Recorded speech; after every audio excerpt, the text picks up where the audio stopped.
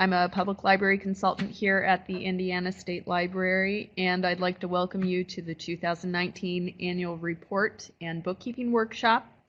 This morning we will be led through the annual report by the State Library's very own Angela Fox.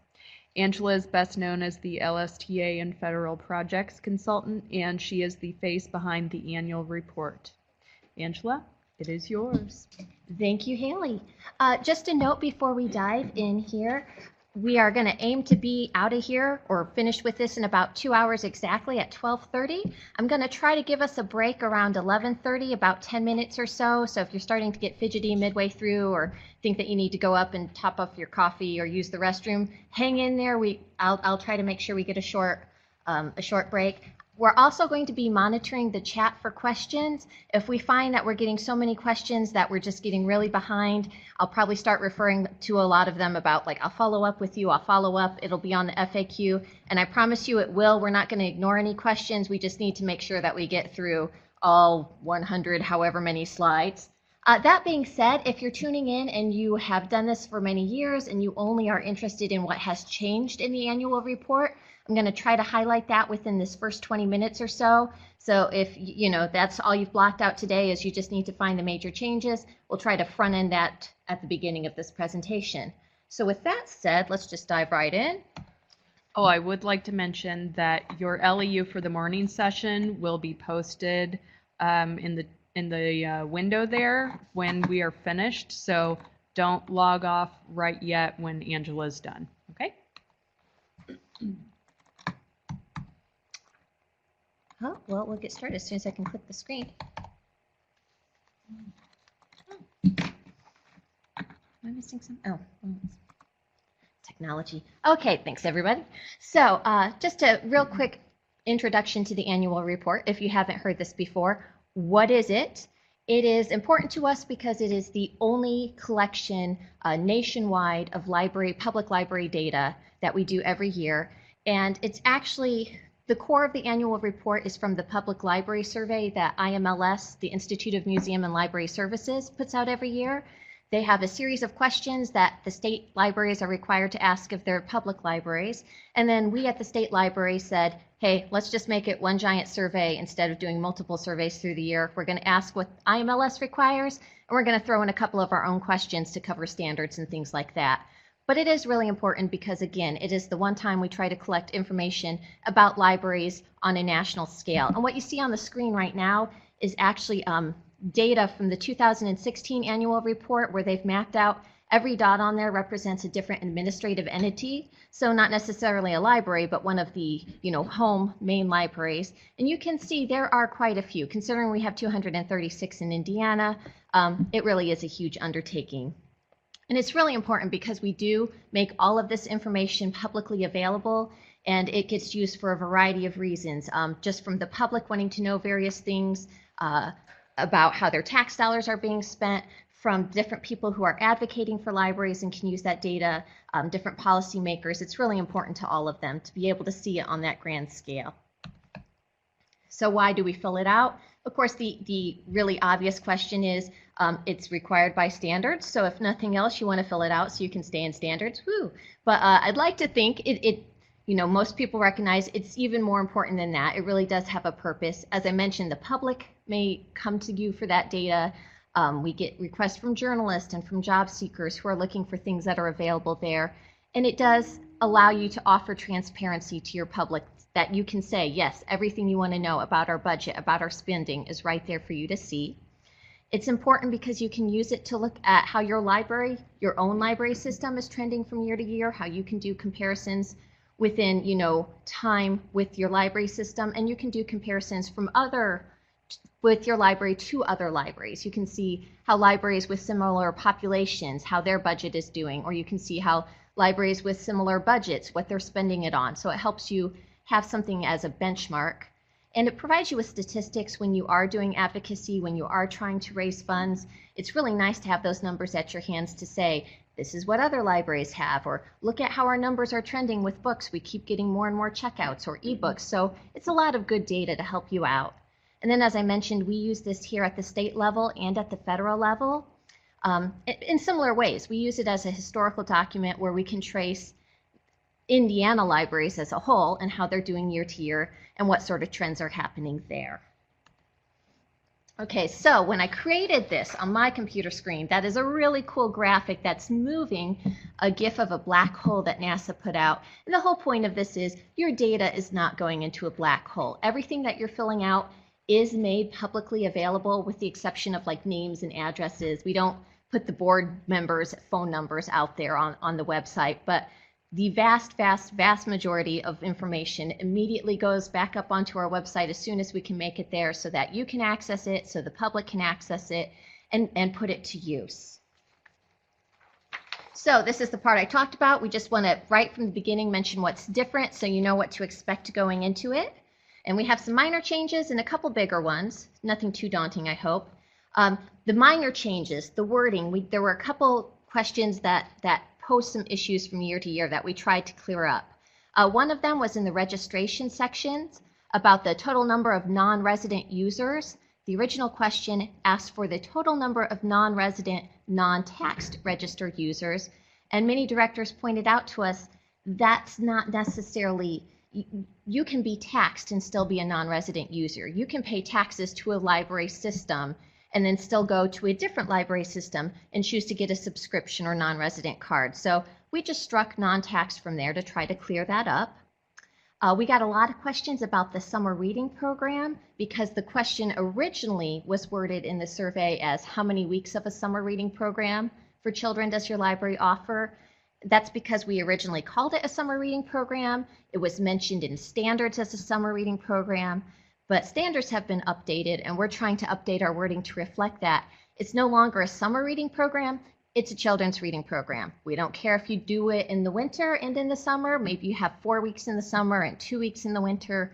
Maybe you split them, maybe it's all summer. Point is, we're not really concerned about the time of year. We're just looking to make sure that you offer 6 weeks throughout the year, whether it's consecutive or not, as a designated children's reading program. So again, we just changed the wording to try to reflect that a little better. And then on the current electronic serial subscriptions, there was a lot of confusion with what to do with those digital copies of newspapers that often come free with a print subscription.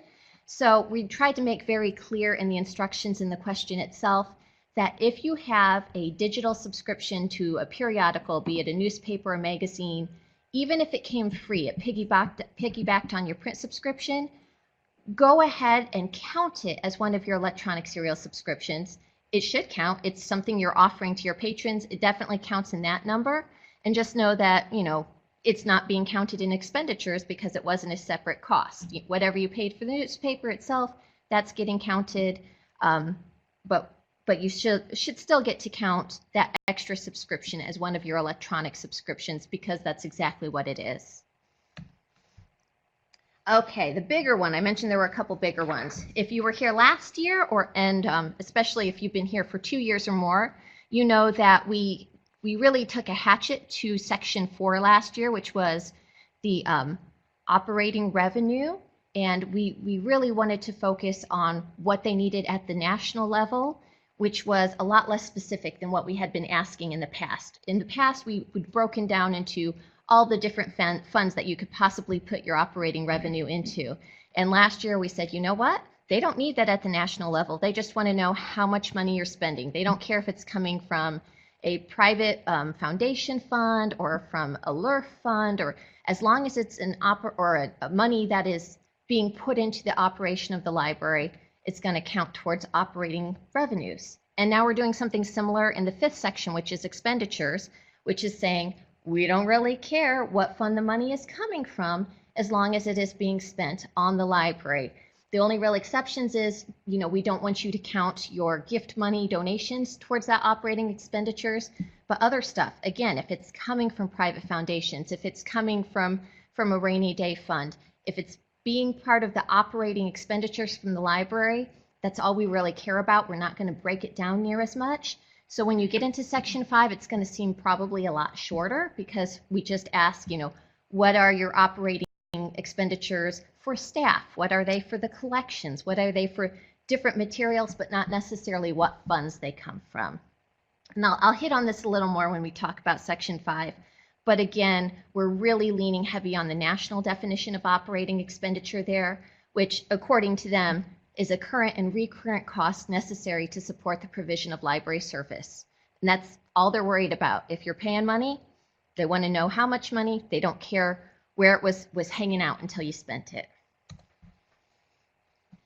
So the other big difference is we have actually added 2 new questions to the report, and it's not something we do often. We actually try to go the other way and trim it down whenever we can. But we had a lot of feedback and comments and discussion among directors and people who participated that there were a couple categories they thought were important that we should measure and that offered some insight into the valuable work that libraries do that aren't necessarily captured on the report as it currently stands. So we have these 2 new questions that we added to the report with the caveat that we know this is the first you're seeing them, so you may not have been tracking them. A lot of you probably haven't been tracking at least one of these in a specific way, and that's fine. You can put NA, you didn't track it this year. We understand that, but we're putting it in there in the hope that, in the future you'll think about separating those numbers out, and because we know that there are a significant number of libraries that already do this for their own internal record keeping. But those 2 new questions, the first one is for instructional reference services, and this is in response to the fact that not all reference questions are created alike, and we often get a question about, well, what should I do with the person who comes in and needs help setting up Overdrive on their smartphone, and it takes me half an hour of one-on-one work? Or what do I do with the patron who needs help using the resume template on the computer and I pull up a chair and again I'm spending like 40 minutes doing one-on-one? What does that count as? And we said, count it as a reference question. And people said, yeah, but that's a little different than, hey, here's the next book in the James Patterson series, here's the list of titles, or hey, let me help take you over to where the diabetes cookbooks are. Some of these are much more time intensive and take a lot more instructional interaction than the others. So we're trying to ask people to really consider, out of those reference questions, how many would be considered what we are calling instructional reference services. So it would be things like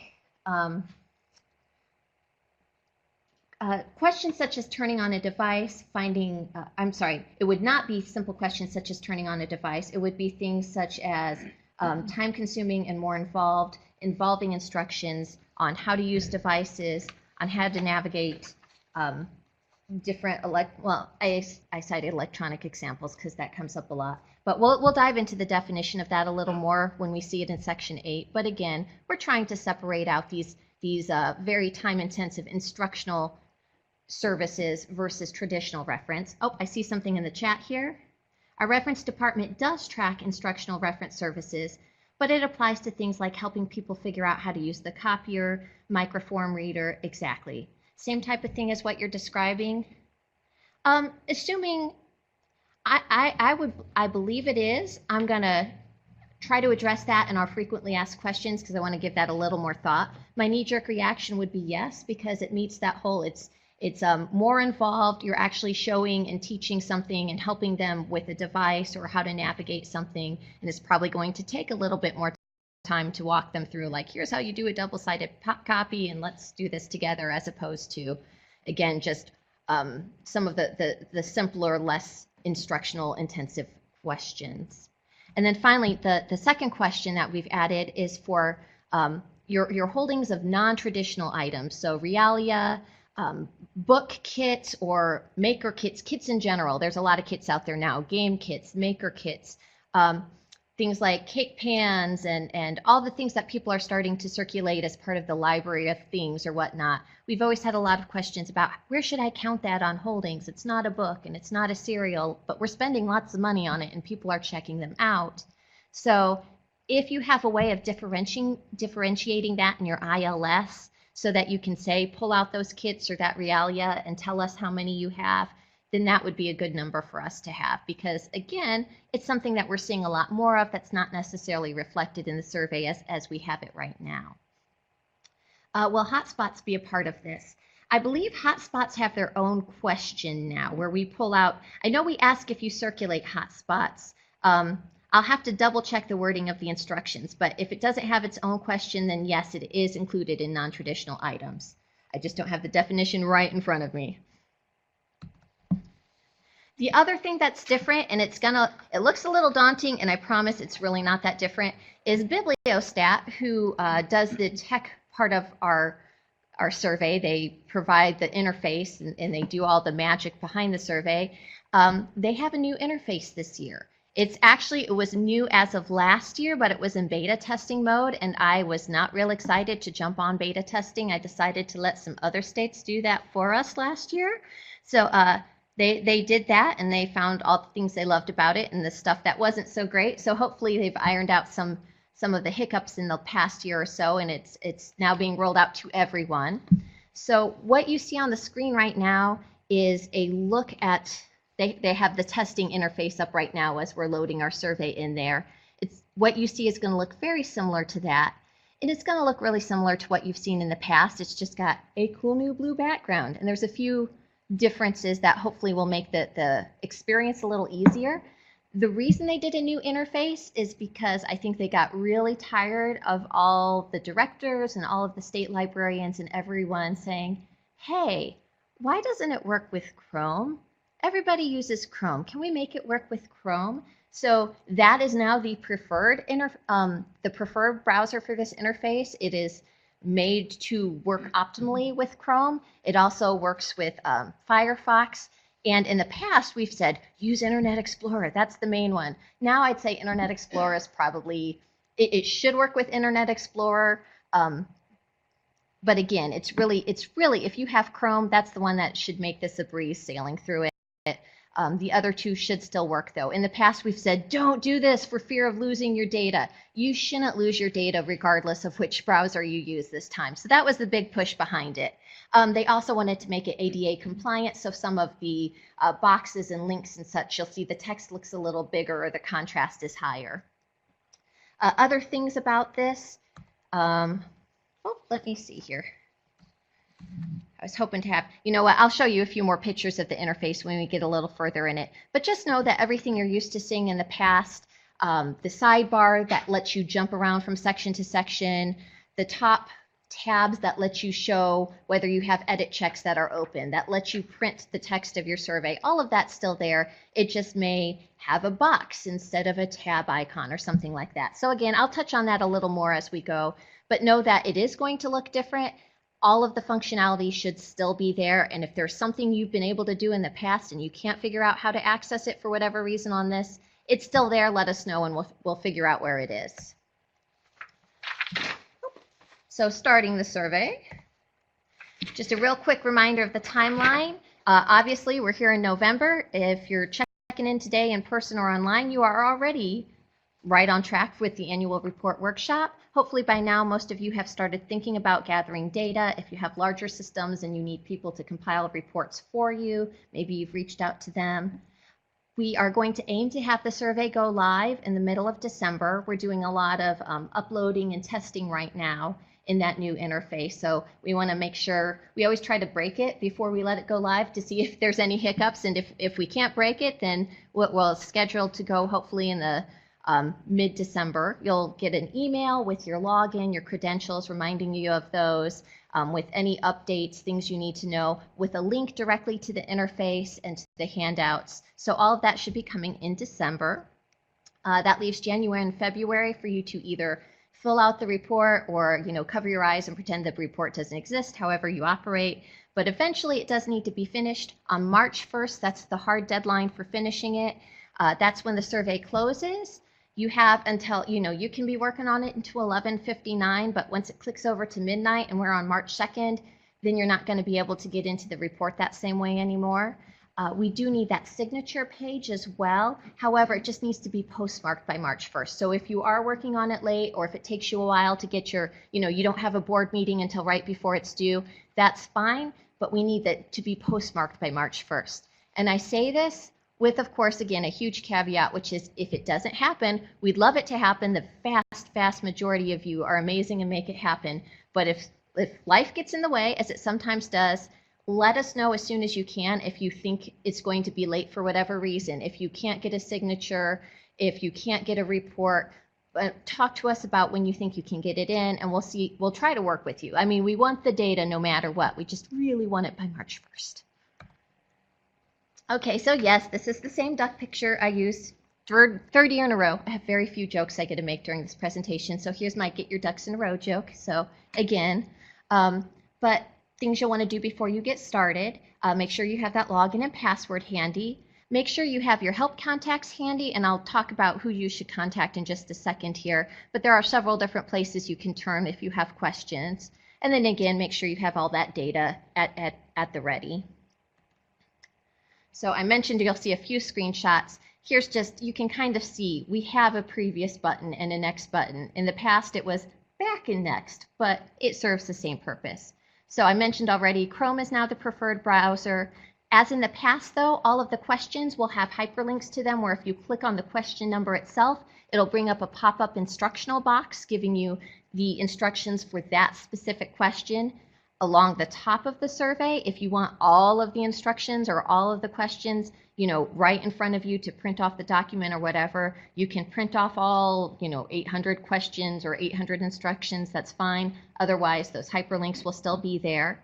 You can use the sidebar on the survey to jump from section to section, or you can use the previous and next buttons at the bottom to go page by page.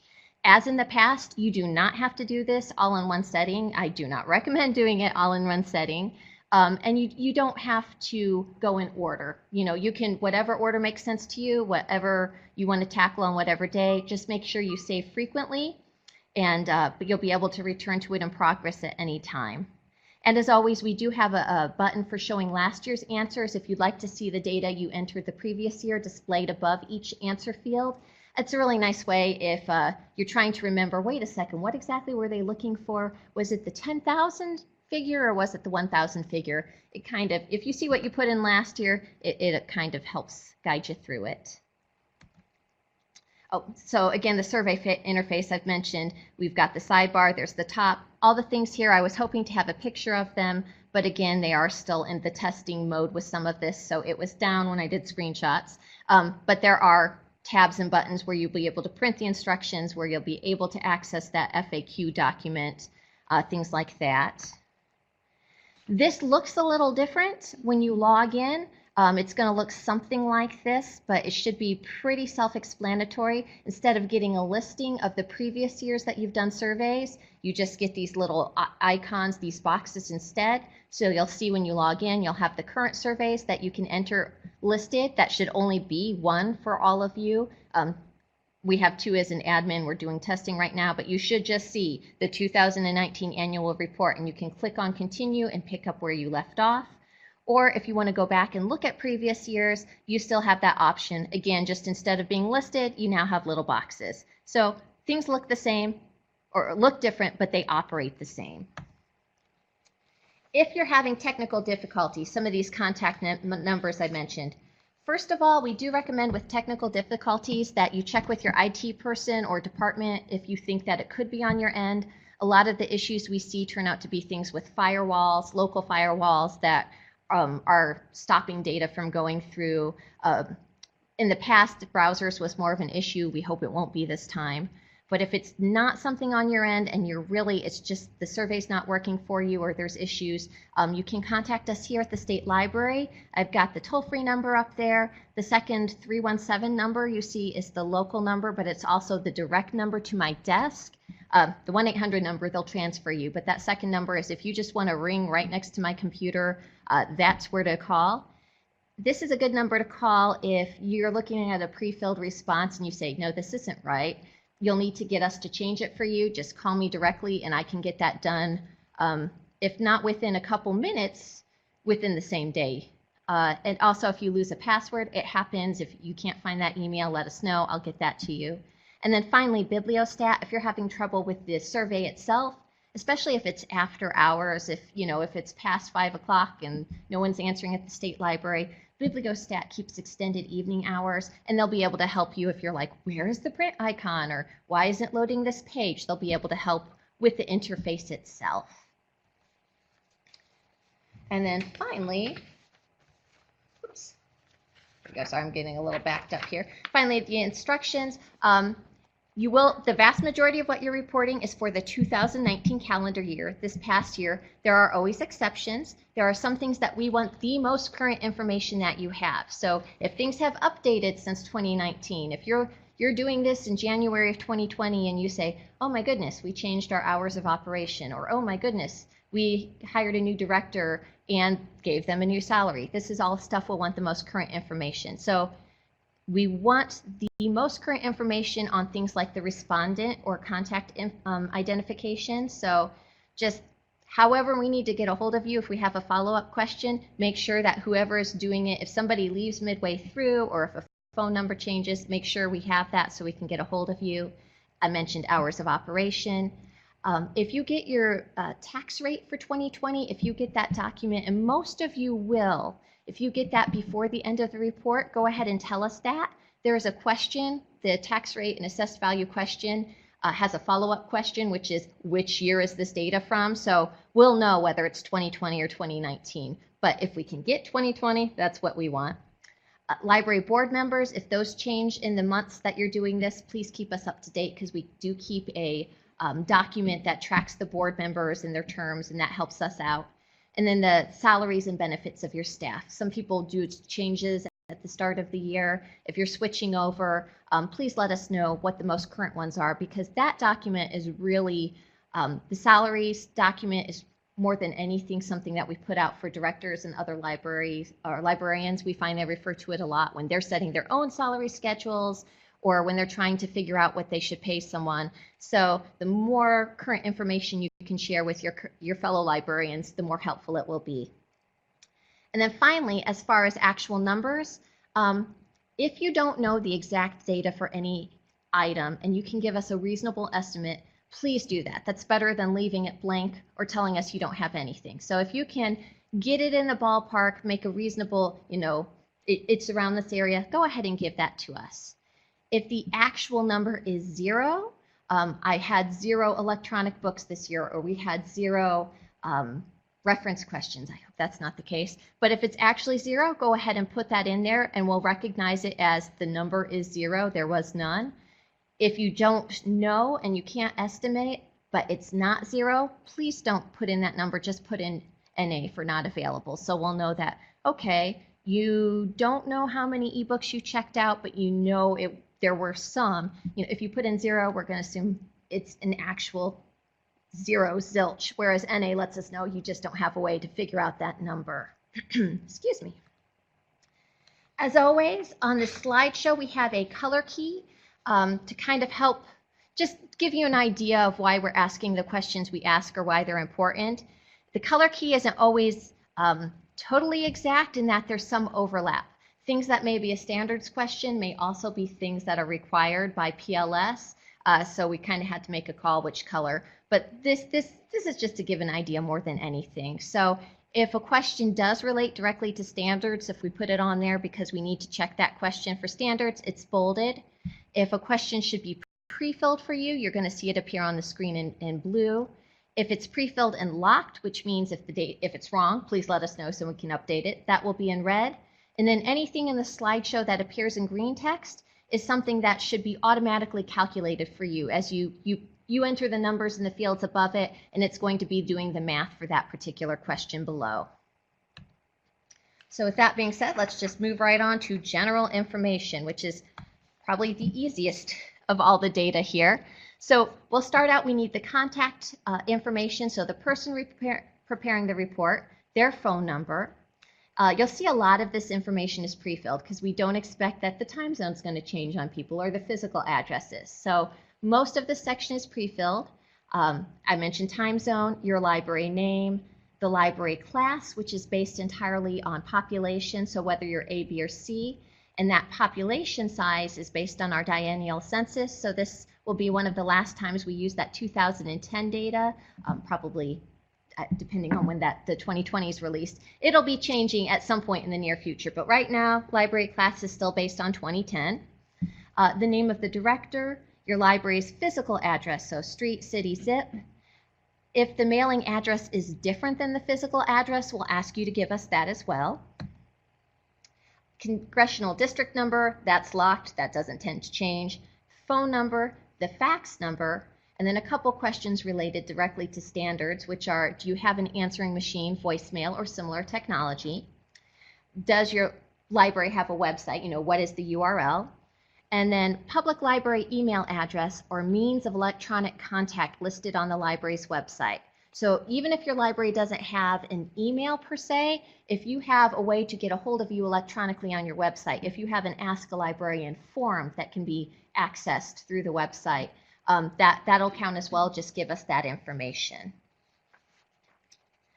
Building questions, we do need to know the year that your current central library, main library, or administrative entity, they all mean the same thing, but the year the current central library was built, the year of the most recent structural addition or alteration to the current central library. And with that, we really are looking for additions or alterations that change the square footage.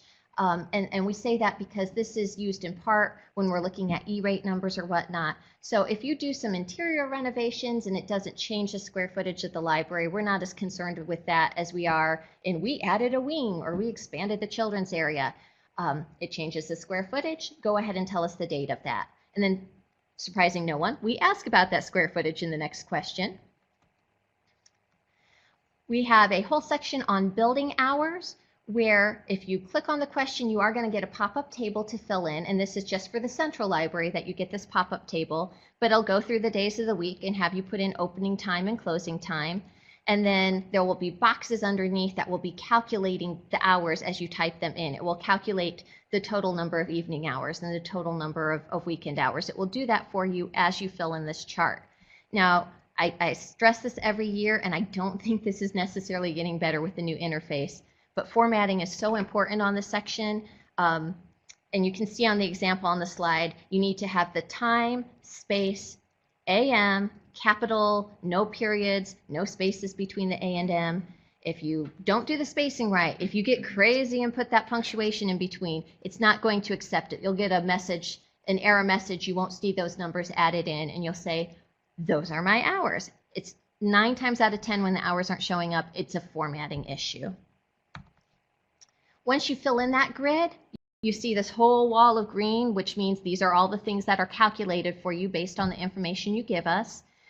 We calculate the total number of hours a week your central library is open, the total number of hours a week it's open after 5 p.m., and that's because after 5 is considered evening hours, and that goes towards standards. The number of hours it's open on Saturday, the numbers it's open on Sunday, and of course both of those go towards standards as well. We do ask you to enter the number of weeks per year the central library was open. I hope for most of you that's going to be 52, but there are some libraries that close for renovations or because they had a roof and a flooding issue, or if you had to close for a couple weeks that year, make sure you let us know.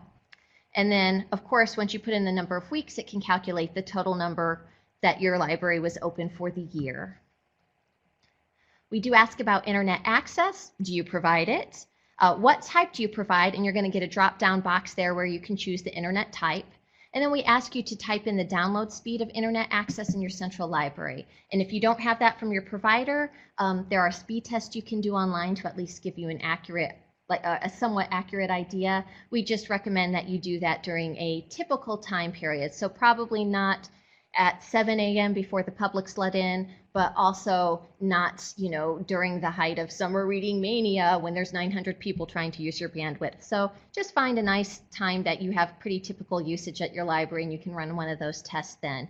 And then please be sure to remember to tell us the unit of speed so that we don't have to guess if that's a megabyte or a gigabyte or whatever it is. We will guess if we have to, but we'd prefer not to. We move on to the branches from there. There are buttons on each branch should show up pre-filled if your library has branches. There will be buttons at the bottom of each branch where you can remove it if that branch has closed in the meantime. There's a button where you can add a group if you're lucky enough that you've opened up a library in the meantime. If you're having problems with that, let me know, but you should be able to navigate your branches that way. The very first question asked in 0200, 200 is the total number of branches. If it's 0, you get to skip all the coming ones. You don't have to go through and fill it in with NA or 0 or whatever. If you don't have branches, just skip all the branch questions. Branch information is really going to mirror the central library information. So we'll ask about the physical address, we'll ask about the mailing address, we'll ask about the year it was built and the year of any structural updates and the square footage of each branch. We're going to ask the number of weeks per year it was open. We want those hours as well. And again, branches can vary depending on renovations or any issues that you might have. Unlike the central library, this doesn't have a pop-up grid. There's just a bunch of questions asking you Monday opening time, Monday closing time, and then you will need to calculate it yourself. So we make you do the math on that one, the way it's set up. But you'll end up adding up the total open hours for your branch during a typical week. We ask about the internet access at your branches, same as with the main library. So what type and what speed. And then the very last thing, you'll see that the survey has calculated the total annual hour of all your branches for you. So it'll take, whether you have 1 or 20, it will add all of those together. And then there are a handful of you who have Bookmobile, so we're going to ask you the exact same information for Bookmobile. So again, the, Bookmobile name. If you have a Bookmobile, you know, what do you call it? Is it Bookmobile 1? Is it, you know, ABC County Bookmobile? Is it Read and Feed? If it's got, however you would refer to it, that way it's just so we can track it from year to year. You know, we're not looking for a proper Christian Bob Smith, you know, just tell us what you call it. When we ask for the address, we just want to know, where does that Bookmobile live when it's not being driven? Where does it park at night? Mailing address, if it's the same or not.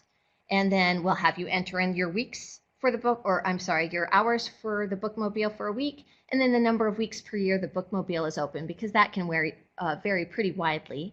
And then we'll total the Bookmobile hours, and the last thing you'll see in this part is going to be the total system public hours. So it will just automatically add your main library, your branch libraries, and your Bookmobile hours all together. That takes us through the basic information and about the physical locations right through to registrations. This is a good time to note that if you have any major changes in numbers from previous years, there are some built-in edit checks that may be triggered in the survey, and it happens a lot in registrations. So edit checks are things that we just kind of raise a red flag. So if in registrations, if your numbers of registered patrons has doubled from previous years, that's going to trigger an edit check, because that's not a typical thing that we see. There may be a reason for it, and you may go into the notes and say, here's why. We had a drive and we annexed this area and all these people came over and we doubled our registrations. Or you can look at that edit check and go, oh yeah, no, I typed an extra 0, my bad. So things that will trigger those checks are if you have too great an increase. So certain questions, if they're 1.5 times or greater, may trigger one. If it's less than half, it may trigger an edit check. And another thing that triggers them is if it's the exact same number. So if we see the exact same number of registrations, or if we see the exact same number of reference questions or program attendees, it's possible that that actually is true, and you'll be able to tell us that in a note next to the edit check, but it's not something that often happens, and that's why it's popping up. So the registrations themselves, we want the total number of resident registered users. If you have a contracting area, we ask about those users in 2. Total number of non-resident registered users, and that's the one where we removed the non-taxed. Now we're just asking non-resident registered users. So how many people have a non-resident or subscription card? Total number of reciprocal users. So if you are in a reciprocal agreement with surrounding libraries or the statewide reciprocal agreement, those users would be counted here. Total number of plaque users. And then we ask about total number of non-resident cards issued to student users and total number of non-resident cards issued to school employees and non-resident cards issued to library employees. All 3 of those are things that we often see are things that the libraries do. They give those cards to those particular patron categories. Those numbers are going to be included in 0203, the total number of non-resident users. We're just asking you to break them out for us so we know if your library does that, and if so, how many of your non-resident patrons come from those categories. We want to know your non-resident fee. important to standards is making sure that you're charging enough for your library services. So there's a lot of calculations, internal calculations in here that will figure out what you're paying per capita for your service area for library services to those, to those people. And then you're going to need to set your annual fee so that you are at least recouping that amount. So we'll ask you what your current non-resident fee is. And this is something, again, where it's important, just give us the most current one. If it changes on February 1st, before you turn in the survey, let us know.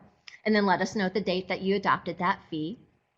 Also related to standards, but on a national level as well, does your library annually purge or mark inactive accounts for patrons who have not used their accounts for the past 3 years and do not owe materials, fines, or fees to the library? So again, this is for state level and for national level. We want to see those records cleaned up, because otherwise it can really artificially inflate those numbers. You don't have to delete them. If they owe you a lot of money or still have materials, you can leave them in your database. But these are patrons who truly just have not appeared and don't have any activity or anything on their account for the past 3 years.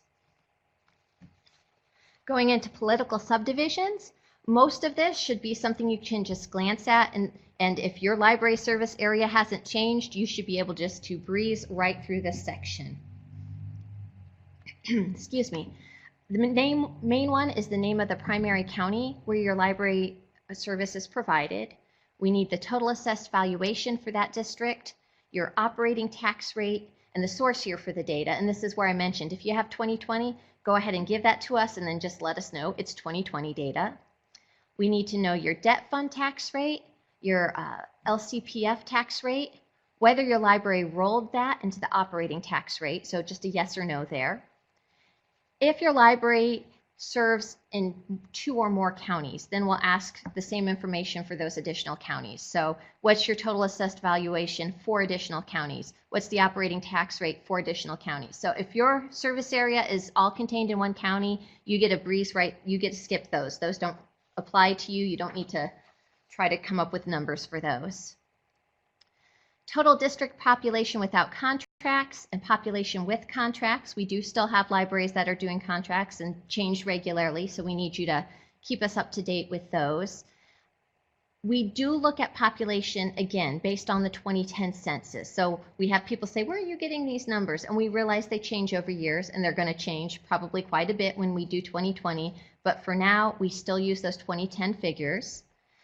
Political subdivision name, excuse me, that should be pre-filled for you, and it's going to be based on the type of service area you provide. So type of political unit, there are taxed units and there are contracting units, and I can show you in just a moment what those are, but it's just asking you to name, are you a county library? Are you a township library? Are you a library? Are you a contracting library? Is your service paid through contracts? So you'll have to choose one of those, and it should be already in there for you, and we'll just want you to tell us if it's changed.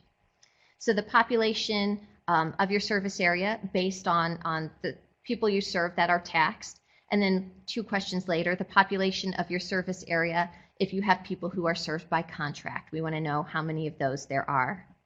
The big important ones for this section are 0320, were there any changes to your library service area? So if you had an annexation, if you added a contract, if you ended a contract, that's important for us to know so we can update those service area maps and the populations accordingly. And if that has changed, 0321 is just the space where you would let us know it was an annexation, it was the end of a contract. So just explain what happened there, and we'll be sure to get that updated.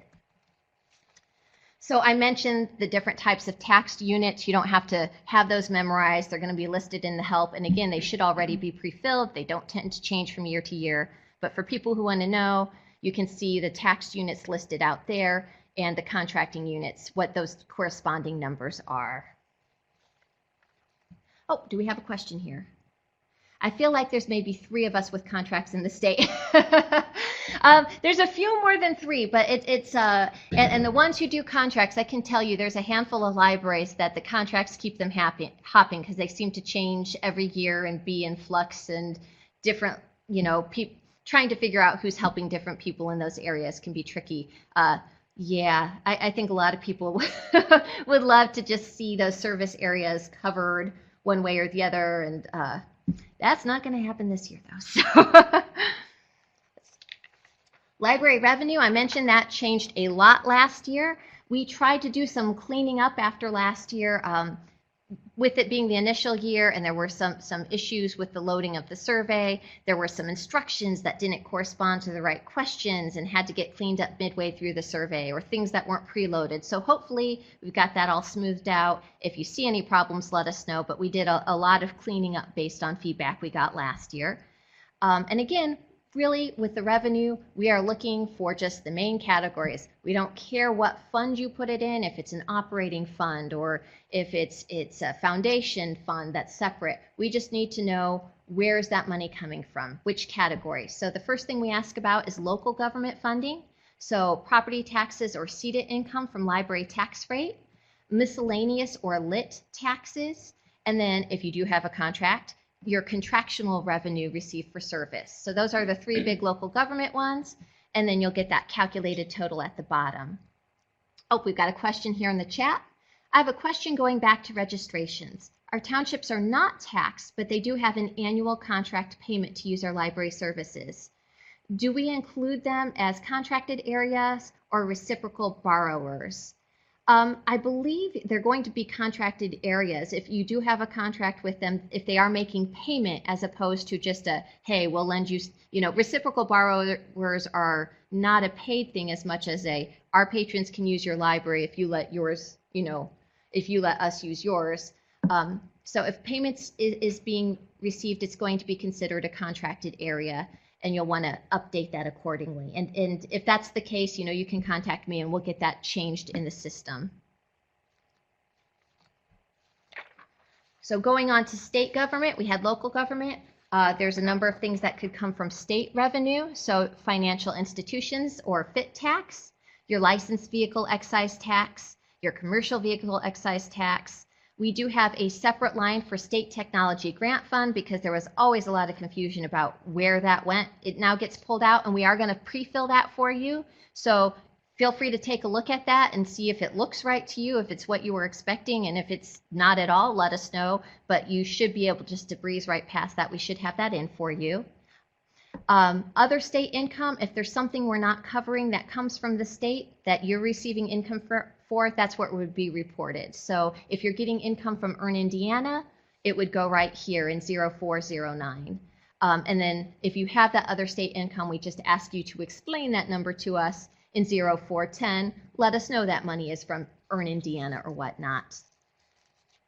Oh, we got to follow up on that question about townships. If townships do not pay the whole non-resident fee amount, is it actually contractual? That's a good question, Tina. And that's actually, there are, I think I know exactly what you're talking about. And I can contact you, I can follow up with an email on your specific details. But there's a couple libraries that might be affected by this, where a township pays part of it. Where do we count that? And I will put that on the frequently asked questions, but also I'm going to follow up with, if you want me to follow up, shoot me an email or whatnot, because those are some pretty specific situations, and some of it we just look at library by library. Would it not be the difference between someone who is served by another library system already versus? It's tricky. Okay. I won't get into it right now. It really is. That's mostly what it comes down to, but there are some extenuating things. So again, I'll follow up on some of those specific ones. I see Tina listed, Sylvia, I see you listed, so I'll be sure to follow up with you on that. And if I don't get back to you soon enough, it may be a day or two here, but you can always hound me. I will be letting you know, though. Let's see, we talked about state government. It's going to total that for you. Going right up the chain to federal government, if you received an LSTA grant for the year, the monies you received that year can go into that question. Really, that's the most common one we see. If you have received other federal income, you can put it in 0413. And then, of course, just tell us where that's coming from in 0414. And then it will total all of your federal income on the next question. Of course, there's a handful of other library revenues that you may be seeing. So if you receive plaque reimbursement, if you're a net lender and you get some money back for that, there's a space for that. 417, fines and fees you collect. If you've received interest on investments, gift receipts, you can list there. Private and public foundation grants. And again, we get a lot of questions with these, like, well, what if they're not put into the operating fund, but their own fund? That's fine. They're still considered library revenue, regardless of what fund they go into. Just count them there in 0420. And then, of course, there's always going to be things that are unique to your library or a handful of libraries that we don't think of. So if you have one of those, go ahead and list it under miscellaneous revenue and tell us the source. And it's going to total the other revenue for you. And then the very last thing in the section is it will total the revenue for all your state, federal, local, other. Okay, it looks like we got about 10 minutes till the break, so I'm going to try to take us through expenditure data real quick, and then I think we will all be ready for a breather then. As I mentioned, expenditure data has changed. We've lost some questions this year. It's really just been shortened, condensed quite a bit. And as I mentioned, it's because in the past, we've had people break out into the different funds that the expenditures were coming from, whether it was considered an operating fund or a non-operating fund. And I was told that that's traced back to the time when collections expenditures, to meet a state standard, those collection expenditures had to come out of particular funds for it to count. And that's not the case anymore. So we're not concerned about it. They've never been concerned about it at a national level. They just want to know what you're spending. They don't care where it comes from. So since we don't care and they don't care, we're not asking you to separate it out anymore.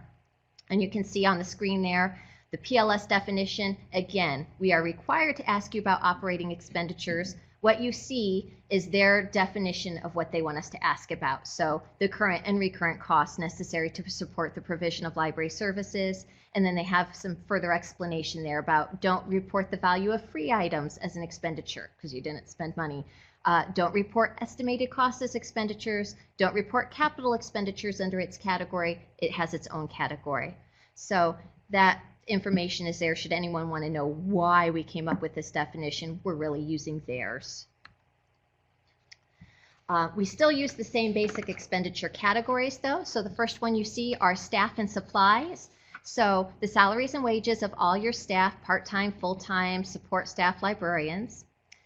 Any money that goes towards employee benefits, and then other personal services is 053. That is not that common. So that would include fees paid for special counsel, legal services, surveys, expert and other services rendered of which the employment is temporary or on a part-time basis, and Social Security, federal taxes, state taxes, and county taxes are withheld. So some of you may have that, most of you probably don't. Don't worry if you don't have anything to put there. It will total the total personal services for you.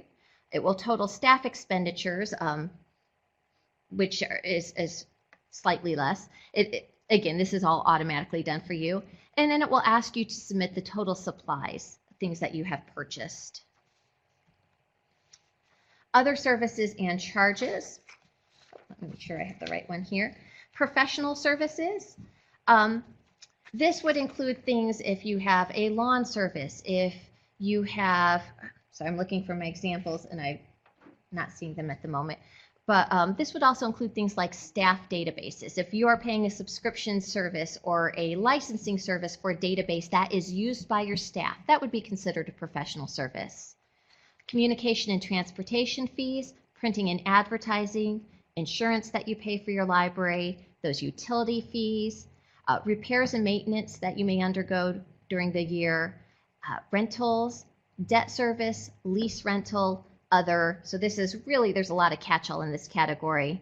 And 16 is the catch-all for the catch-all. So if there's something we didn't list, it will probably go there, and it will total your other services and charges. Capital outlays, we have land, buildings, improvement other than buildings, and these are our large-scale improvements. If you're a gazebo, building a gazebo, or repaving the parking service, that would be considered there. And then furniture and equipment, and that's it can be an improvement to the building, but it would be on a smaller scale. I mentioned this because we got a question in the first round about a lot of libraries had done like LED conversions, and we said, okay, that's not an improvement other than the building in that it's not like this huge non-building expense. It would be considered furniture and equipment, and that you're updating that equipment and it's going to be used for a somewhat long time, so that could go in there. And then capital outlays for public access computers, e-readers, and electronic media devices. So if you bought public access computers, if you bought e-readers that your patrons can use, that are loaded with materials that they can access library resources, those things, we do want you to tell us how much you spent on them, because we will be putting that towards your collection expenditure percentage. That should absolutely count, because those are things that the public can use to access your collections. And then the more obvious library collections that it's pretty, these are going to your collection expenditures, but the amount that you spend on books, and that includes books leasing, periodicals and newspapers, audio and visual materials, so DVDs, CDs, books on CDs, things like that, microforms, and other non-printed but still physical items. So things you can hold in your hand that are AV materials. Then ebooks, electronic collections, and database licensing, purchase or lease expenditures. So, and the final one would be electronic physical format, including playaways and ebook readers. So if you have an ebook reader that you are lending to people, it would go there. Playaways, the difference between this and 05022 is this question really is things that you would loan out to your patrons to take home. These are part of your collection, whereas the other ones are things that they would really use in your library to access your collection. So this one is more intended to be circulating, but again, playaways, ebook readers, those actual electronic devices. Okay, non-operating fund materials.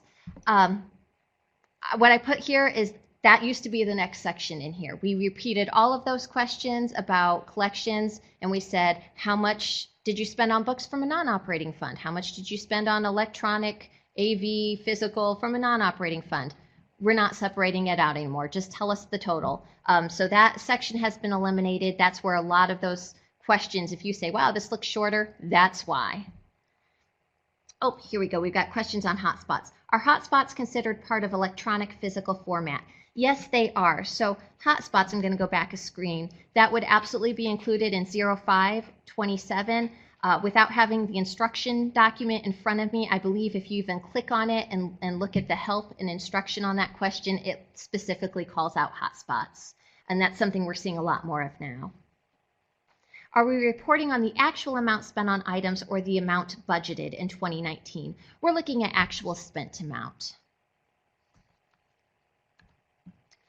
Expenditure data totals. These are things that once you fill in your part, it should be doing the math for you. You'll see these starting to pre-fill as you go. So total expenditures for print materials, for electronic materials, and for other materials get their own lines. Total operating fund capital outlays, total expenditures for collection development, and again, the survey is set up to pull the appropriate categories. It will add all those categories it needs into that question. And then public access computers, e-readers, and electronic media devices from all non-operating funds. So if you did have some of those things that come from gift funds or whatnot, you can put that there. Do we include both the monthly cost of hotspots and the cost of the physical hotspots purchased? So what I would say, the physical hotspots definitely go there. The monthly cost, I'm trying to think if that would be professional service. I believe that would go there as well. That's a great question we just got in the chat from Catherine there. I'm going to put that down for our frequently asked questions because, again, we're seeing a lot of hotspots in the library, and I want to make sure we do it the same from year to year. So let me see where we landed last year. But I believe even the subscription service would be considered part of that. Going on, continuing with the totals for the expenditures, total operating fund, other operating expenditures, total operating expenditures, total capital fund. I'm breezing through these because, again, you can click on them and see exactly what the computer is adding together for you. It will tell you which categories it is adding to arrive to those totals, but you shouldn't have to do anything.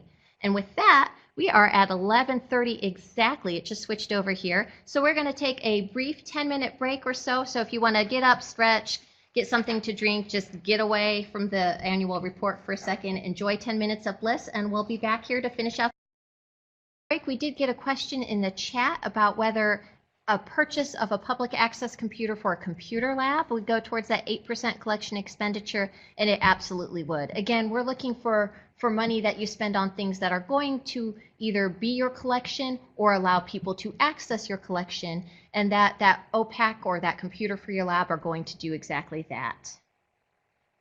So with that being said, here we go. Oh, sorry. The pause was there were some more questions coming through for chat there. Operating includes, for clarification, the operating includes everything except for gift. Rainy day, capital projects, anything from the government basically is included in there. That is correct. If it's gift money, don't count that. But anything else, we want to show up on the report somewhere. And, you know, we want you to make your best faith effort as to where in that report it should be slotted, but really we're looking for how much revenue did you take in the major categories you took it in, and then we're looking for how much did you turn around and spend on your library. So we're looking for money in and money out. That's the main thing we're looking at right now. Could I repeat my answer about public computers? If you have purchased a computer for your library that the public can use, whether that's an OPAC that's set up for catalog use only, or whether it's a computer for your lab, again, those are things that the public can use in your library to access one of your collections. They may be using it to play Bejeweled. They may be going on a database. We're not judging. They could be using one of your collections. So that money for that computer is going to go towards your collection expenditure percentage. We have some people who worry about whether their library is going to hit that 8%, and that should help you. If you've made those purchases, know that that is going to count towards that percentage.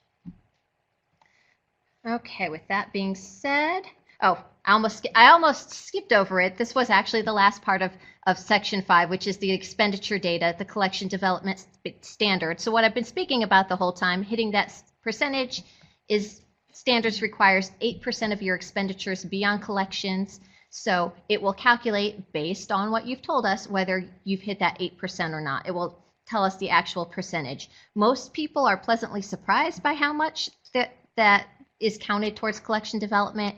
If it's not quite at 8%, know that we'll be following up with you to see if there's something we can help you do to get back on track to meet that standard. If there's extenuating circumstances for why you didn't each year. So don't think if you don't hit that 8% that the survey is just going to shut you down and you'll be locked out. It just means that you'll be following up with someone from the state at some point, most likely to talk about, hey, what can we do to help that number out in the future? With that being said, we'll hit the capital revenue section. And this one's pretty easy to talk about because it is going to be left blank by the vast majority of you. So what you see on the screen now on the slide is the Public Library Service definition of capital revenue. These are things for major capital expenditures, including funds for site acquisitions, new buildings, additions or renovations of your buildings, furnishing equipment and initial collections. So not your actual, regular collection development, but you built a new building and you need to, purchase a entire collection to fill that building, that would be considered here. Computer hardware and software used to support library operations, to link to networks, or to run information products. Again, these are major projects. So if you're doing a major infrastructure, if you're, something like that. New vehicles, a bookmobile, a library van, that would count, and other one-time major projects.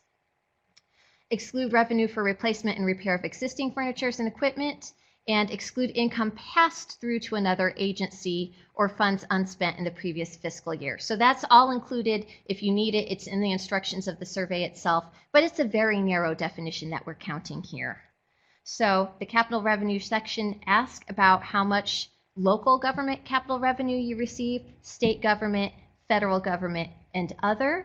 And it will total it up for you at the end. It's just those 5 questions. And again, for most people, unless you're undergoing a major project of some sort, you can just breeze right past this question. I see a question in the chat. Question about non-resident fee section. If we are reporting expenditures from multiple funds, not just operating, how will the non-resident fee question be calculated to reflect only operating? Expenditures from multiple funds. I will have to go back and look at the internal. I don't know if, that is a really good question. I know it's something we've addressed before, and off the top of my head, I'm not sure how that is accounted for, and I know it's something we have to. So you know what, Kelly? I will be following up with that question about the non-resident fee section and what exactly, when we're looking at that non-resident fee, how we're calculating it, if it's changed from previous years. It shouldn't have, but if Section 5 is going to mess with that, and how we will balance that. So let me follow up on that question, and I will address it in the frequently asked questions document that I am preparing. I've collected the questions from the first workshop that we've done, and I've started answering those. I'm combining it with the questions we get today, and I will try to post that as soon as I get that document up so people will have a chance to review it before the actual survey goes live and see if anything needs clarifications or if I missed any questions, and so be checking for that. So if I purchase a new chair, I don't include it in furniture. You want to include it in the capital expenditures for furniture, or furniture, because that's a major project as opposed to like a single chair. If you were purchasing chairs for the entire building, that would be capital revenue. Otherwise, you would report it as part of the expenditures. There's a furniture and equipment, so it would go back there in Section 5. So moving on to employment data. This is just, we're going to break down how many librarians you have, things like that. So we ask right off the bat, total number of librarians with ALA or MLS, I'll just say degreed librarians basically, and total number of paid hours per week for all degreed librarians. So just add them all up, again, whether they're full-time or part-time, give us the total, and then we will automatically calculate your full-time equivalent for all librarians. And because we want this standardized at the national level, they just chose 40 hours a week as their basis for full-time equivalent.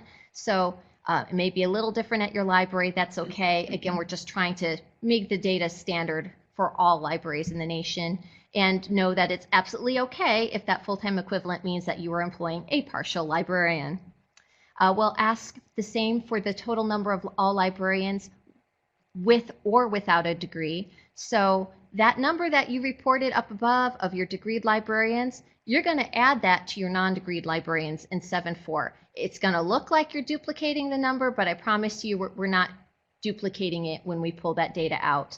But if you have 2 librarians with degrees and 3 librarians without degrees, you're going to tell us there's a total of 5 librarians. So make sure you just add the non-degreed librarians in 7.4. Tell us the total number of paid hours for all of those librarians, and again, we'll figure out the full-time equivalent. Let's see, we're getting some more questions here. Would we report expenditures from bond funds in Section 5? Yes, you would. You would just, whatever you spent them on, you know, whether it went towards your collection or towards your furnishing or towards staff, we're more interested in how much money it was and where it went to. So those bond funds would be reported in Section 5. And then employment data for 2019 or of the date we prepare the report. Give us the most current number you have. If you hired a new full-time librarian in January, go ahead and add that into your information. So this is a section where the most current data is useful, even if that is, hopefully it is 2020 data. We ask the same questions for other staff, so we'll want to know the total number of other paid staff, the total number of hours they work, we'll figure out the full-time equivalent, and then it'll calculate all of your paid staff, librarians and support staff, total number of paid hours per week, and the full-time equivalent for that staff. And the number of hours per week to be considered full-time employment in your library. Again, we know that 40 is not necessarily the standard for all libraries, so just let us know if you consider 32 or 35 or 36, what your number is, so we know for your library. That's Section 7. Moving on to Section 8, which is Library Service and Technology. The first major chunk of this is interlibrary loans. Some of this will be pre-filled for you if you are an evergreen library, so that will save you a little bit of time because we do have those stats for you. but we need to know the total number of interlibrary loans, books, items, and photocopies your library has provided to other libraries, your evergreen transits to other libraries, and again, if you're an evergreen, we'll pre-fill that for you, and your CERCS materials provided to other libraries, and we'll pre-fill that for you as well. And then we'll calculate the total of all those materials that you loaned out to other libraries, and then we do the same for receiving. We want to know the number of library items, including photocopies you received, the number of evergreen transits you received, and the number of CERCS materials you received, and then we'll total those together as well. And we use those two totals to figure out your net lending rate. So if you lend more items than you end up borrowing, you are a positive net lender, which just means that you may be due a reimbursement depending on how much of a positive net lender you are. Programs. This is really the same as other years. I just want to clarify a few things. So we ask about programs based on age groups, and we use the age groups, the definition that ALA has put forth, which is a child's program, or child is considered someone from 0 to 11 years. A young adult is considered 12 to 18 years. An adult is considered 18 plus. And yeah, there's a little, I know there's that overlap with 18, but if you're trying to figure out, just think, who's the target audience? Are you aiming this as an adult program? Are you aiming it as a young adult program? That's really what we're looking for. Any items from share go into, oh, from Indiana share. I'm going to go back one screen. Somebody is asking where Indiana share items go. And yes, that would be considered an interlibrary loan item, and you would add it into the interlibrary loan questions. Sorry, going back to the programs here.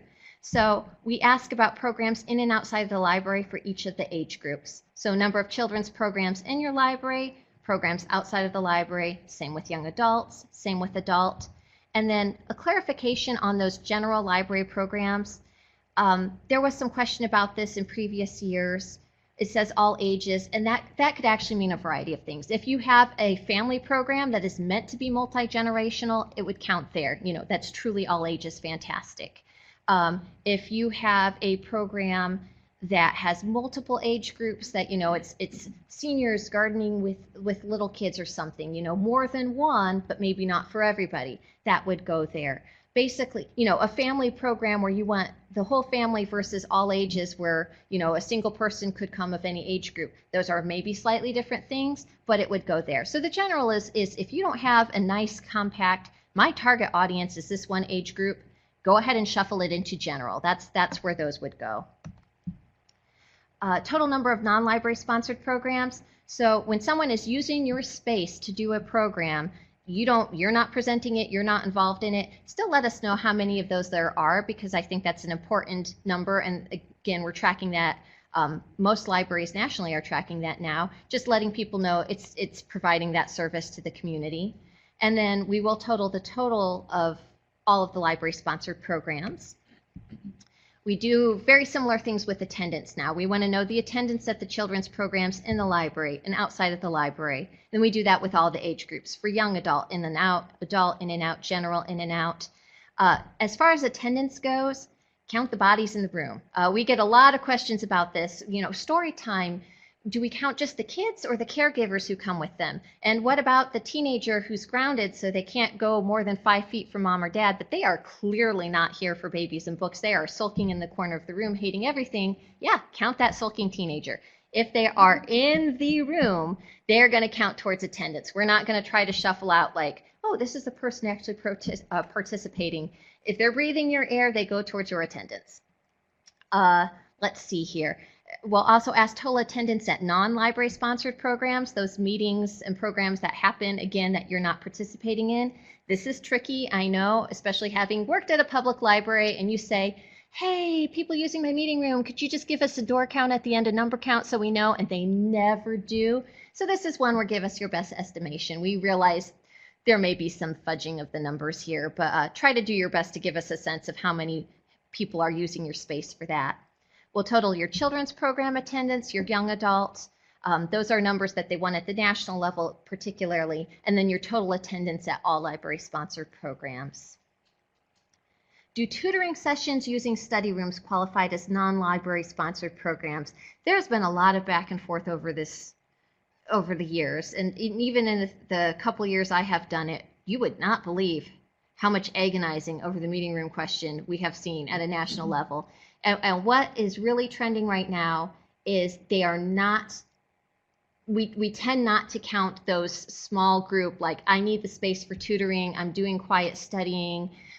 We're really looking for the equivalent of a program. It just happens to be not your program. So something that is announced ahead of time, that they probably posted flyers for, that they told their group or their troop or whoever, you know, this is where we're going to show up and do something, as opposed to a smaller study group or people who might just show up and say, hey, can I use that space? So we're really looking for a program there. It's going to be subjective. It's a judgment call. I don't want people to spend forever looking over their logbooks going, I don't know, there were 4 people here, but I don't know if they advertised ahead of time. Give us your best guess. We're looking mostly for large programs. Okay, service and technology. How many weeks of a children's reading program did your library offer at each fixed location? This is what I mentioned at the beginning. It doesn't need to be summer. It doesn't need to be concurrent. We're looking for 6 total, hopefully at least. And that's why we're singling it out, because it's a standards question. And then the total number of annual visits to the library and the total number of reference transactions per year. And you see the little caution sign there because this is a tricky number for a lot of libraries to get. If you have a door counter, you are probably at least in the ballpark with annual visits, but if you don't, we ask you to do a typical week count. Again, don't do this in the height of summer reading program, but also probably don't do it the day before Christmas when no one's showing up or whatnot. Find a average day, you know, what you would consider a typical week. Try to count that week and then just extrapolate from there. And the same thing goes with reference transactions. Some of you have delightful apps or programs on your computer where you can track them in real time. And some people have hash marks and clipboards, and some don't really have a great way to measure them as of now. So if you don't have that number handy, try to do a reference count during a typical week and then extrapolate. And then we do have, this is where that new instructional reference services question comes in. I realize if you're not tracking it, no problem. Just tell us NA, we sprung it on you. We may end up tweaking this definition a little bit based on feedback. Again, this is something we put in there because we got a lot of requests to try to pull out this so that people could turn to their boards and turn to their public and say, look, our reference numbers may be down, but the type of reference we're doing is really valuable, and these longer instructional ones, those are on the rise. So that's why we're going to see what happens when we track this. Most libraries really thought this would be helpful numbers to have. So you see underneath there the definition you'll see on the test, which includes one-on-one interactions that are considered reference transactions by the national definition, but are typically far more time-consuming and involved than traditional reference transactions. It's meant to capture involved instruction and not simple one-off questions such as turning on a device, finding an icon, etc. They may be scheduled in advance, or they could be drop-in consultations. Some libraries have, you know, you can schedule one-on-one computer time for half an hour or one-on-one e-reader time. That would count as instructional. Or if you just allow people to show up at your desk and help them as you have time, that could also be instructional. Electronic collections and databases, we're in the database section here. We'll pre-fill the number of state licensed databases. We're looking for Inspire there. I believe we're still at 88 this year, so that should still be in there. Your number of local and other licensed databases, so your non-Inspire databases, anything you pay for and subscribe to. And then in the next question, let us know what those databases are. We ask that, not to be super annoying, but because if we see the same databases popping up time and time again, it's a good, you know, indicator to us that maybe we need to look at adding this really popular database to Inspire and helping out with that. And then we'll total those electronic collections.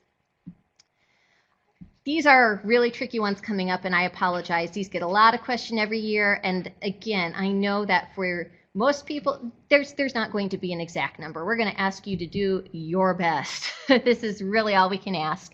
But the number of public internet computer uses per year. You may have a tracking and reservation software. That's fantastic. If not, give us your estimate. Your number of wireless internet uses per year, so people using your Wi-Fi. The number of public computers system-wide, and the number of staff computers. Those should hopefully be pretty easy to count. But the number of website visits, and this debuted last year, and this is one that we were required again at the national level to add. So the number of people who are accessing your library's URL. Oh, we got a question in the chat. Do e-learning days for schoolwork count? I would say e-learning days count if there is a session, like if a large group comes in to do e-learning together, say a school group that works together, or again, a brownies group that says, you know what, we're all going to go and work together as a large group. Mostly though, I think most people do e-learning independently with, maybe their parents hovering and making them do it or whatnot. So I'm guessing for most people, e-learning isn't really an organized group activity and therefore wouldn't count as a program. It says, our library currently has an intern social worker. Do we count her one-on-one consultations in 08035? Ooh, that's fascinating. See, I always get questions I've never even considered. My knee-jerk reaction is yes, that's a very important sort of reference. I'm gonna follow up and see with some of our fellow state consultants who have added similar questions what they've done with that, but my knee-jerk reaction, as I said, as of now it's yes, but expect me to follow up on that one. Library system automation. Does your library have an automated bookkeeping system? Yes, no. So, and the name of the bookkeeping system, this could be Keystone, this could be ABC. So whatever you're using, if you have one, let us know what that is. A lot of times we have people asking, who else has this system, or do they like it? Can we talk to them? It really helps us put people in contact or with others, or see what's popular and being used out there. And then similarly, we'd like to know the brand and version of your ILS. Oh, got another question. Number of website uses. You said the number of people, but this is really a count of the instances when people access the web. Yes, number of instances when people access the website, correct. Yes, I didn't clarify well enough. What Lisa said there is indeed correct. We're looking for instances when they access the website. So not the number of unique users. That is correct.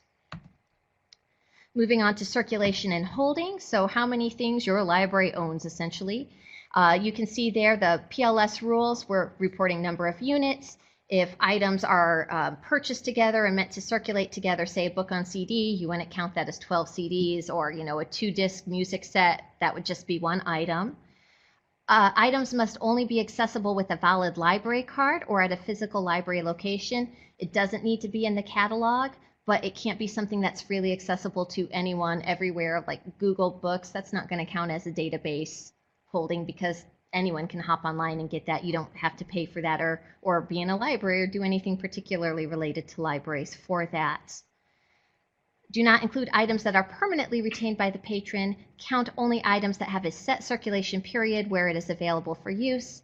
And count electronic materials at the administrative entity level. Do not duplicate numbers at each branch. And again, this definition is going to appear in the instructions, and it's also, we'll break down in each question like the pertinent parts.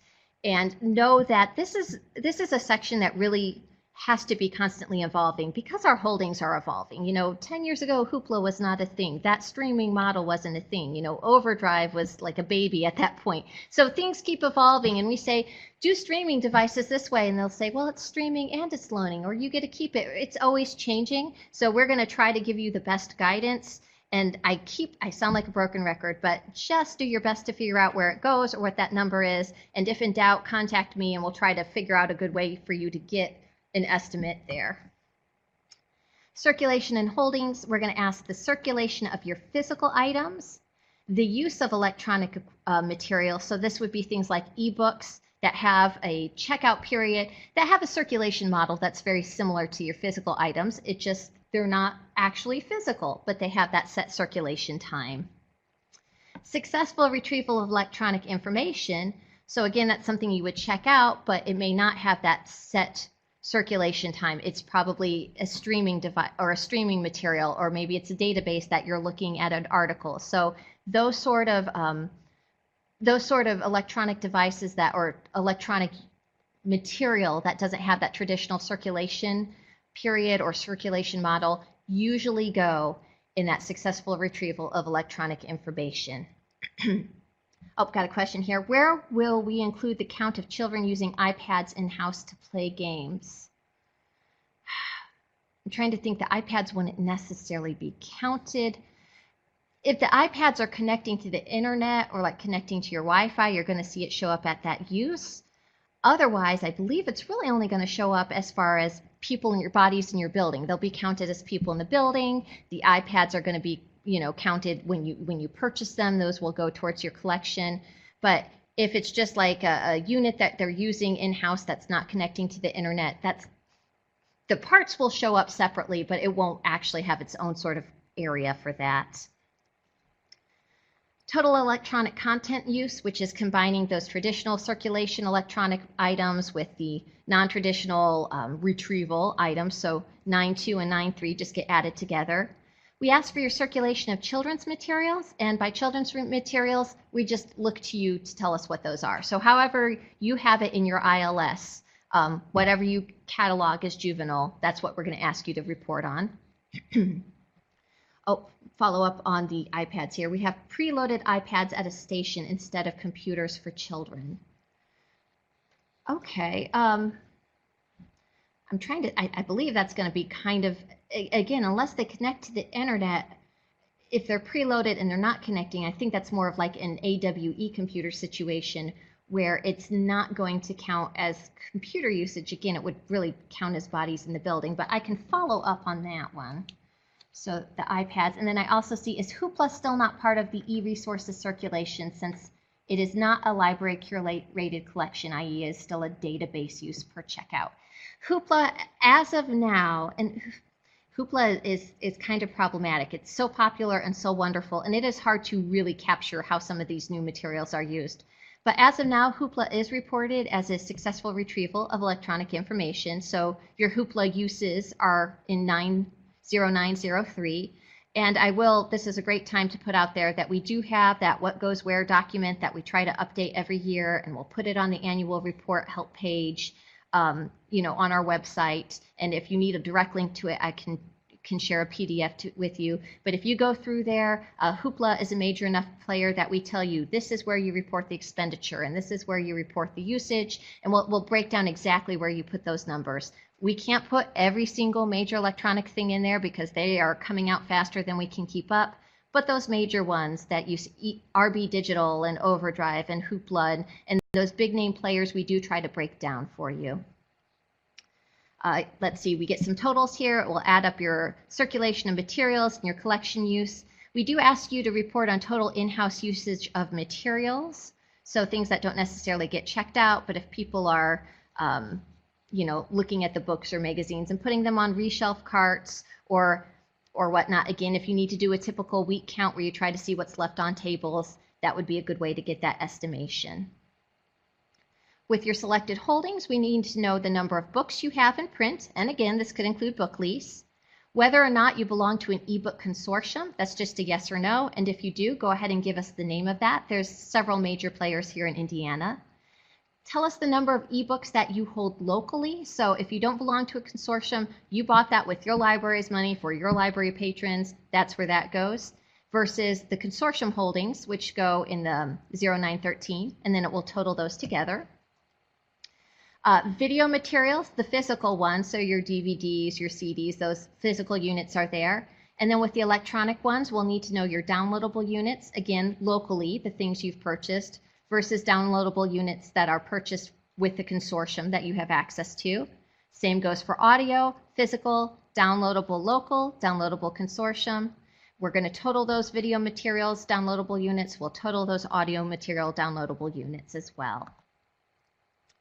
We just need to know the number of current print serial subscriptions and then the number of current electronic serial subscriptions. And this is where I mentioned, even if you're not necessarily paying for that electronic serial subscription, if it piggybacked on the print or vice versa, go ahead and count that as a holding because that is something you're offering up. Will Wonder Books be considered an audio unit or included in playaways? I am not familiar with Wonder Books. I was asked about Vox the other day, and some of these are just, it's the brand names I'm not familiar with as much. Is it something where there's a physical book and there's an audio thing that's reading aloud or goes with it. Is that what it is? I've been telling people where are you paying it from? Do you consider it a book when you're paying for it? Do you consider it, what would you consider it when you're breaking it down? And if it's not that clear cut, I'll try to follow up. I already am following up on Fox in my FAQ, so I'll add Wonder Books in that sort of model as well. It's a picture book and a pre-recorded MP3. Yeah, I'll add and see if where, as a rule, nationally, most people are counting those, whether it's more of a book or more of a electronic device. So I'll put that on the FAQ as well. So look for that one coming. Library board, again, please give us the most current information right up until the day you submit it. We use this to put together our directory. It helps us track terms and make sure the library boards are doing what they need to do as far as having those terms and turning over the seats and whatnot. Most of this is going to be pre-filled for you, so you just have to see if anything's changed since last year and update accordingly. And it's just really basic information on every single member of the board. So we go by positions. We start out with the president, wanting their name, home address. And again, this is among the few data we do not publicly make available. We're not going to send out your board president's, email address, phone number, that sort of things. That's just for our records here. The appointing authority, so if it was a school board, city council, whatnot, the date their term expires, the number of consecutive terms they've already served, and then the date of that initial appointment. We're going to answer the same things for the ask the same things for the vice president, the secretary, the treasurer, or if it's a treasurer employee at your library, you just have to fill out one or the other. You obviously don't have both. And then we'll have spaces for all of the board members. And then finally, at the end of that section, we ask what day of the month the regular board meeting happens, and then what is the time of the regular board meeting. So if you can just tell us it's the second Mondays at 5, that's all we're looking for. Salary section, which is a really popular section as far as people just accessing it, like our library director is wanting to know when the salary section is going up, because I do think people really use this to kind of get a feel for what's happening at libraries, what the standard pay is, or what libraries in a similar area or a similar price point can pay their staff. So salary section, with that being said, we want the most current information with this as well. And we're really looking for a salary schedule. So we're not necessarily looking for what are you paying your library at the moment, but more currently, what if you were to hire someone today, what is the schedule for that person? What is the lowest you would hire them in at? What is the most they could earn? So as of whenever you're filling out this report, if you were to put that job position, if you were to post it today, what would that salary schedule be considered? Please provide information for positions not currently occupied. So if you have a department head who took off and their position hasn't been filled yet, their salary section isn't going to be 0 and 0. Tell us what that actual schedule would be, assuming you're going to have that filled again. And then finally, we tried to make terms that were or positions that were fairly common in libraries or fairly self-explanatory. You may find that you call your position something slightly different. We're seeing things moving from like department heads or department managers, and now we're seeing like experience managers at the department level. That's fine, but try to find something that the thing that most closely corresponds. If you're not sure if it does, you can ask me and we can figure out where it fits. Also, there's going to be some spaces left for other at the end if you truly have a position that you just do not see anything even close to it. We do ask separate questions for the director as far as we want to know the annual salary of the director. Does the director have an employment contract, yes or no? And then what's the current level of certification? And then for all other positions, we repeat the, here's the title and give us your minimum hourly wage and your maximum hourly wage. As I said, there's a whole lot of those. I won't go through all of those, but fill in the ones that you offer and their salary range. And then the salary section, the benefits, is just a yes/no section where you go through and tell us. You don't have to tell us how much you're spending on these things, but whether they are offered to your employees. So we ask about benefits for full-time employees, whether you offer PERF, deferred compensation, health insurance, a health savings account, dental, life, vision, disability, if you offer paid time off for continuing education, or if you offer reimbursement for continuing education. And then if there's something that you have as a benefit that you are paying towards that you think is pretty cool, or you think is worth noting, go ahead and put that. We have 2 other spaces. You can fill it in if there's something we haven't covered. And we've seen some really interesting creative ones there. So we like to see what sort of benefits people are offering. We repeat the same questions for part-time staff. So yes, no, whether these are things that are available for your part-time staff, however you define part-time. Question about paid time off per year. Now the questions are phrased and have been phrased for the long time in terms of days. And that is not always how people measure it. Sometimes we're seeing more people say, well, we do a set number of hours, or we do, and that's fine. Just make sure when you fill it in, because it's a blank field, just let us know the unit if it's not days. So we're going to ask for your full-time librarians, how many vacation days or hours they get, sick days, personal days, paid holidays, if they get funeral or bereavement days, what that would be, and then if there's other days off. And again, if you don't do it by days, if you do it by hours, just write it in there. Some of the paid time off is evolving and it doesn't fit in there quite so well. People are combining paid time off and they have banks, and it doesn't matter if it's vacation or sick or personal. If that's the case, put that in there. Vacation days, this many hours includes sick and personal, just so that we can look and say, okay, this is a trend. This is how many this library is paying. If it doesn't fit nicely, just make sure you spell it out for us. We're going to repeat the same question for your part-time librarians, your full-time support staff, and your part-time support staff. Plaque loans. If you're evergreen, congratulations, you get a pass on this section because we're going to fill it in for you. But really, it's a list of all 236 libraries, and you just have to put in the number of plaque loans that your library made to another library. So not ones you received, but ones that you loaned out. You go through each library and you list the number to that library. Don't feel like you have to put in 0 on the libraries you didn't loan to. Just skip that and move on to the next one. So did you make any? Yes, no. And then you get that huge list. And then when you're done entering in the number, or we're done entering it for you, you'll see the total plaque loans at the bottom. Part 13, the compliance with standards for public libraries, has not changed for a couple years because this is lifted directly from the text of the standard. So we pretty much take the Indiana code and we sit with it in front of us and then ask yes or no questions based on the code, just to see, do you have this? Do you have this? Do you have this? So everything you're going to see here is a yes/no question. If you answer no, there's a very good chance you're going to hear from us. We're going to follow up and say, hey, is this a temporary situation? Is this something that's going to be corrected? Is there something we can help with? Again, it doesn't mean you're going to bring the wrath of the library gods down on you. It means we're going to want to follow up to see if we can help you get back in compliance. So do you comply with the public library law, yes or no? To your knowledge, are you in compliance? After every single one of these yes or no, there is a chance to explain. So if you have to answer no on any of these, the very next thing will have a, if your answer is no, explain. So you'll have a little section where you can say, we're not in compliance this way because we're a Carnegie building and we can't put in an elevator, so we're not ADA compliant. You can tell us right there in the explanatory section. But we have a whole list. Does your library comply with Indiana laws and federal laws? Are you in compliance with local, state, federal building and health and safety codes? Do you comply with ADA?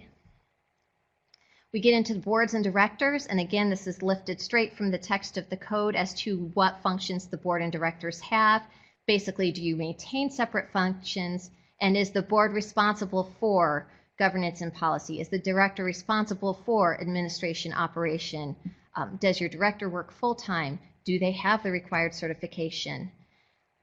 With advice and recommendations of the library director, has your board adopted the following plans and policies? So do you have a schedule of classification of employees, a salary schedule, and a library budget? Those are all just yes, no. And then we go through written personnel policies, whether you have the following: recruitment, selection. You can see the whole list there. I'm not going to go in here because I want to get you out of here by 12:30 or close to it. But again, these are all things that some are required, some are recommended. We'll see some of those in a moment here. But just tell us if you have them or not. Do you have Written bylaws. Do your bylaws specifically state rules about about conflict of interest, about nepotism? Have they been reviewed by the board in the 3 years? So we ask these questions about bylaws. On the next page, or I guess in 2 pages from now, we'll see questions about long-range plans. And I want to take a moment right now to say a lot of people are reminded when they're filling out the annual report that, hey, you know, we ask you to file those with the state library. So we have your most current annual report. So we have your most current bylaws.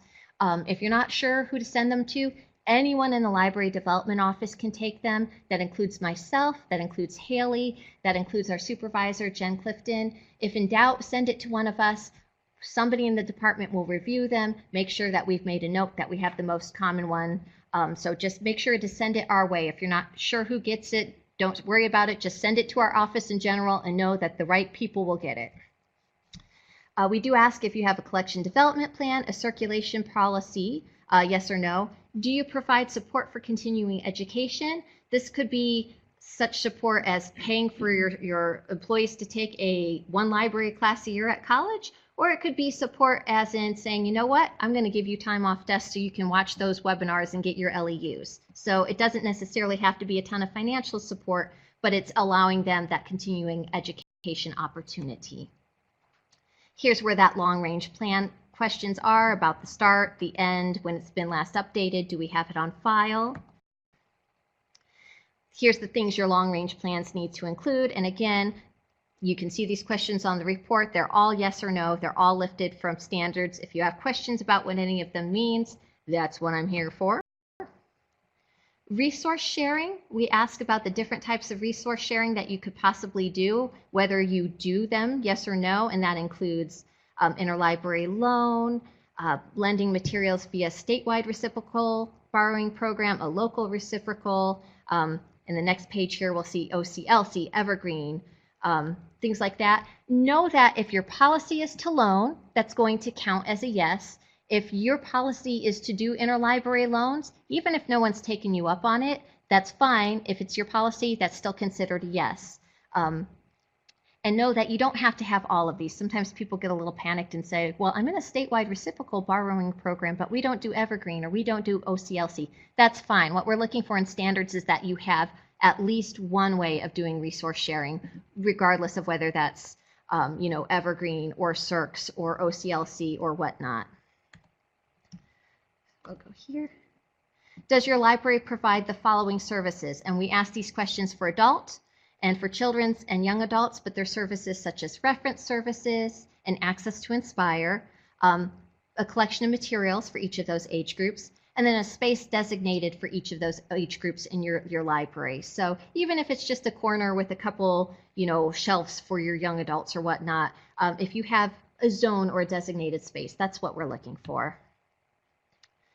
Do you offer visual and physically disabled patrons? For those who can't read regular print, do you offer large print Braille audiobooks? Do you provide for that? And do you provide computers for the free use of all persons regardless of residency? That doesn't mean everybody gets to use them if they still have to be in compliance with your library rules. So if you have somebody who owns $10,000 worth of fines and your rule is that once you have 5, you can't use the computer, that's fine, but you need to have some sort of provision for if somebody was stopped in your library as a guest or whatnot, would you have a way to be able to get them on the computer provided they hadn't broken any of your rules? And then do you provide a means to make and print copies at each location? You can charge for them, but you have to have, you know, a copier or a scanner or whatnot at each location. Do these space designations need to apply to each and all locations? Oh, that's the first I've seen that question. And I don't want to speak out of hand here because this is standards. I am going to check with our attorney on that one, whether that has to hold true for the branches, because that is the first I've seen that. So I will follow up on whether the space designations for children's, young adult, or whatnot, if all of those have to appear at all of your branches. Thinking they do, but I don't want to say that and panic people if that's not the case. There's a whole list of things that have to show up on your website. So you're not only required to keep a website, but there's different information that has to appear. You have to have a link to your OPAC. It's not enough that you have a catalog. People need to be able to access it from outside of the library through your site. You also have to have a calendar of events that needs to be updated at least once a month.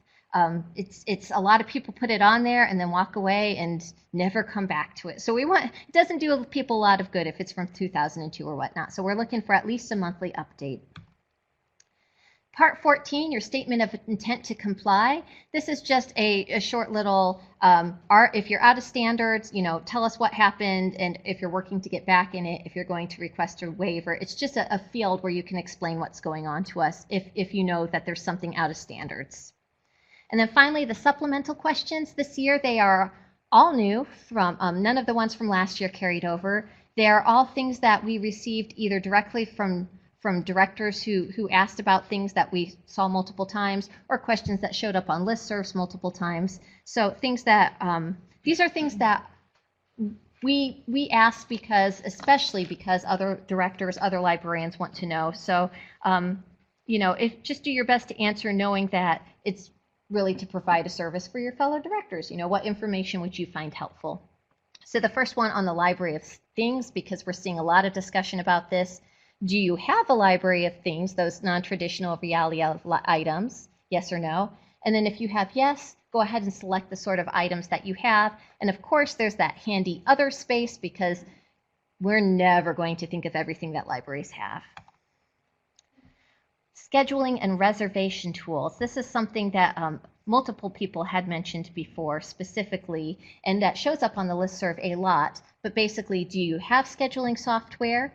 Can you use it to make meeting room reservations? Can your public use it to make those directly? Do you use it to register people for programs? Like, people are always looking for the best scheduling and reservation. So again, if you can share what you use, if you use something, that's really what we're looking for, because we get so many questions and we'd love to just be able to say, hey, here's a list of what people use, and do some digging and see what works for you. Does your library use a people counter? There was a lot of discussion about how to track people accurately, and if so, what brand and manufacturer you have. And then finally, the last supplemental questions section, which I personally am looking forward to seeing. I think it's the cutest one we've had. Does your library have a pet? And if so, please give us the species of a pet, and you don't have to give us the name, but I'd really love to see it. I mean, come on, if you're going to go that far, let us know. Finally, we're done then. So if you finish that certifying the report, as always, we need the signature page is very important. We need the director's signature and the board president's signature. And again, it needs that March 1st postmark. You'll need to print a copy of the signature page. The link appears on the survey itself. I'll also send you a link in the email about the survey that I send with your password and whatnot. There will also be a link on the annual report section of the Indiana State Library website. So we're going to have links to that signature page everywhere. It is still going to hide from people, especially when they are flustered and at the last second and they just can't find it. If that's the case, just let me know and I will steer you in the right direction. Before you submit the report, you will have to go through and look at those edit checks that I mentioned before, the things that the computer itself pinged on, and you either have to correct those numbers or those things, or else fill in a federal or local note that just says, yeah, this is accurate. We had the exact same number. Or yeah, this is accurate. We annexed people and a bunch of people, joined. So either correct that number or tell us why that number is correct in the first place. And know that we will be reading the federal and local notes directly. So it's just like it'd be like me calling up and saying, hey, what's with that number? What would you tell me if I asked? To submit the survey, as I said, you have to clear all of those edit checks either by annotating or changing the numbers. So you'll get a little survey status that lets you know when you're ready to do that. You can click on the green button that says submit, and then you are done. Once you submit it, you cannot get back in to change answers. And I will guarantee a lot of you will submit it and 3 or 4 or 5 days later go, oh man, you'll be looking at the thing you printed, your printout. You can go in and print out your answers and you'll say, why did I type that? I transposed those numbers. That's totally wrong. You are not committed to those numbers. If you find something totally wrong, let me know and I'll go in and correct that for you. And then finally, I keep saying this, but please don't hesitate to call me if you have questions. You have seen today, I don't always have the answers offhand, but darn it, I will dig those up for you. Please be on the lookout for that frequently asked questions that I will be updating. I'll be creating a handout that I'll be putting on our state library website as soon as I'm able to. That follows up on a lot of those questions I saw today in chat and then the other day. It's not going to cover everything, so let me know what it doesn't cover. And I think that takes us to the end. Thank you so much, Angela. 1 minute to spare.